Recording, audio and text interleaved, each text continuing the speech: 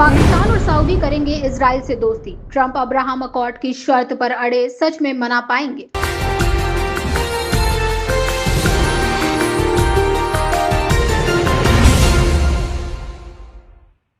अमेरिकी राष्ट्रपति Donald Trump ने सऊदी अरब के साथ सिविल न्यूक्लियर समझौता पर कहा है कि इसके लिए रियाद को अब्राहम समझौते में शामिल होना होगा। क्या सऊदी इजराइल को मान्यता देने पर आगे बढ़ेगा? अमेरिकी राष्ट्रपति डोनाल्ड ट्रंप ने गुरुवार को एक दिलचस्प और चौंकाने वाला बयान दिया है।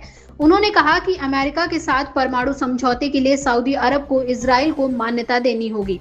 ट्रंप के बयान के बाद कहा जा रहा है कि अमेरिका किसी द्विपक्षीय समझौते के बदले पाकिस्तान पर इजराइल को मान्यता देने का दबाव डाल सकता है। सऊदी और पाकिस्तान सबसे अहम देश हैं जिनको अमेरिका अब्राहम अकॉर्ड में लाना चाहता है। एक्सपर्ट का मानना है कि ट्रंप के दबाव के बावजूद सऊदी और पाकिस्तान के लिए इजराइल से संबंध बहाल करना बेहद मुश्किल फैसला होगा।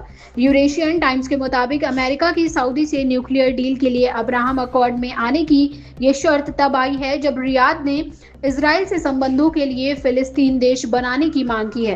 पहले घोषित किए गए असैन्य परमाणु समझौते में इजराइल को मान्यता का जिक्र नहीं था। अब अचानक ट्रंप ने सऊदी अरब को चौंकाया है। व्हाइट हाउस के प्रेस सेक्रेटरी कैरोलिन लेविट ने कहा है कि ट्रंप ही अंतिम फैसला लेने वाले होते हैं। उन्होंने कहा है कि अगर सऊदी अब्राहम अकॉर्ड में शामिल नहीं होता है तो समझौता रद्द हो जाएगा। रियाद की ओर से कोई तुरंत प्रतिक्रिया नहीं आई है। ऐसा लग रहा है कि सऊदी को फिलहाल जवाब देते नहीं सूझ रहा है।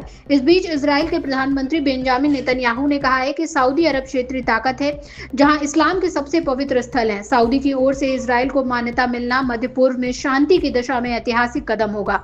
हालांकि ट्रंप की हालिया घोषणा के बाद ये स्पष्ट नहीं है कि ये समझौता हो पाएगा या नहीं। यूके के प्रमुख रक्षा और सुरक्षा think tank royal United services institute के सीनियर एसोसिएट फेलो एच.ए. हेलियर का कहना है कि अगर वॉशिंगटन रियाद पर संबंधों को सामान्य बनाने के लिए दबाव डालने की कोशिश करता है तो इसके सफल होने की संभावना कम है। सऊदी अरब पिछले 30 वर्षों से जो कहता आ रहा है उससे पूरी तरह उलट फैसला नहीं ले सकता है। इस खबर में बस इतना ही। बने रहिए जगत क्रांति टीवी के साथ।